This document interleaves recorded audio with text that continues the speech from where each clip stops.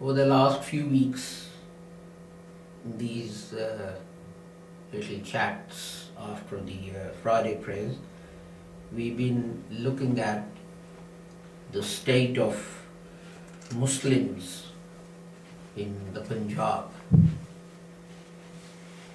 and I will continue with that. I'll leave out some parts of it which Hazrat laments the lack of faith amongst the Muslims. And then he relates some instances which took place in Qadian or near Qadian about what was happening. He says, जब अव्वल ही अव्वल अंग्रेज आए तो हुशियारपुर में किसी मुअज्जिन ने ऊंची अजान कही. When the British or the English first arrived, someone called out the azan in a loud voice in Hoshiarpur. चूँकि अभी इब्तदा थी और हिंदुओं और सिखों का ख्याल था कि ये भी ऊंची अजान कहने पर रोकेंगे, because it was the beginning, then Hindus and Sikhs thought that these people will also stop the azan from being called out in a loud voice. या उनकी तरह अगर गाय को किसी से जख्म लग जाए तो उसका हाथ काटेंगे, or like them, if a cow is injured, then as punishment they will cut off that hand. उस ऊंची अजान कहने वाले मुअज्जिन को पकड़ लिया. They caught the crier who called out the azan in a loud voice. एक बड़ा हजूम हो गया, a large crowd gathered, और डिप्टी कमिश्नर के सामने वो लाया गया, and he was brought to the deputy commissioner.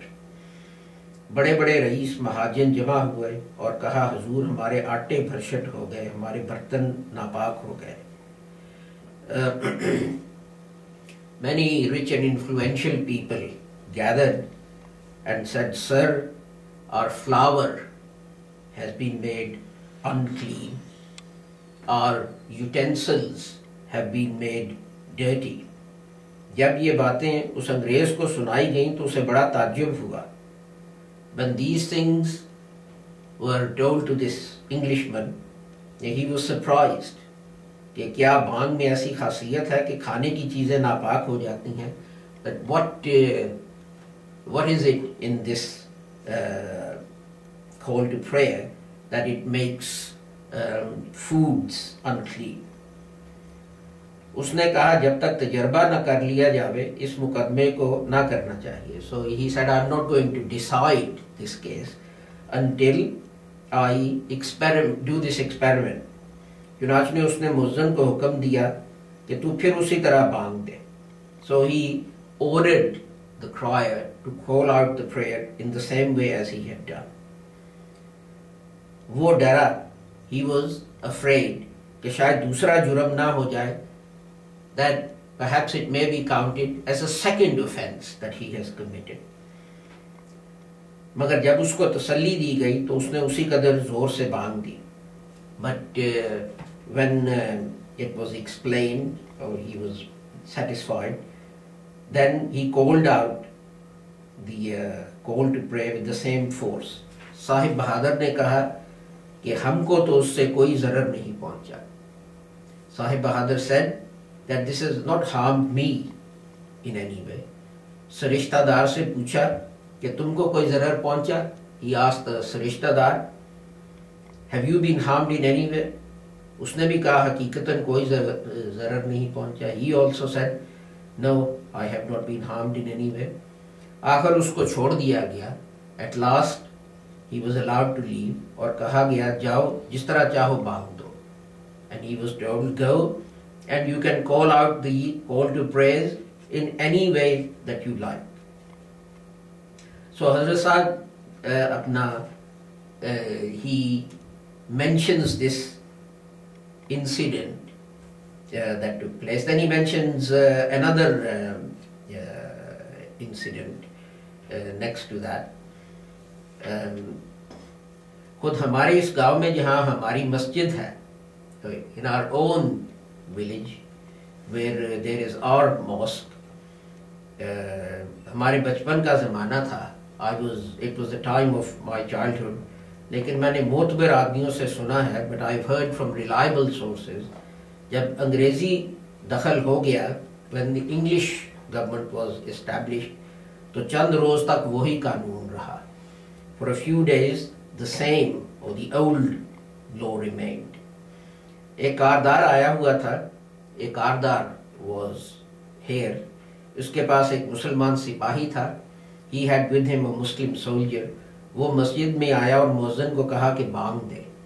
He came to the mosque and said to the crier, call out the call to prayer. उसने वही गुनगुना कर अज़ान दी. He called out the prayer quietly, calling out under his breath. सिपाही ने कहा, क्या तुम इसी तरह बांग देते हो? The soldier said, is this how you call out, you give the call to prayer? The crier said, yes. सिपाही ने कहा कि नहीं, कोठे पर चढ़कर ऊंची आवाज से अज़ान दे. The soldier said, no. Get onto the top of the building, onto the roof, and call out the azan in a loud voice, और जिस कदर जोर से मुमकिन है वो दे, and call it out as loudly as you possibly can. वो डरा, he was scared. आखिर उसने जोर से अजान दी, but at last he called out the prayer in a loud voice. तमाम हिंदू इकट्ठे हो गए. All the Hindus gathered together. मुल्ला को पकड़ लिया. They grabbed the मुल्ला. वो बेचारा बहुत डरा और घबराया कि कारदार मुझे फांसी दे देगा.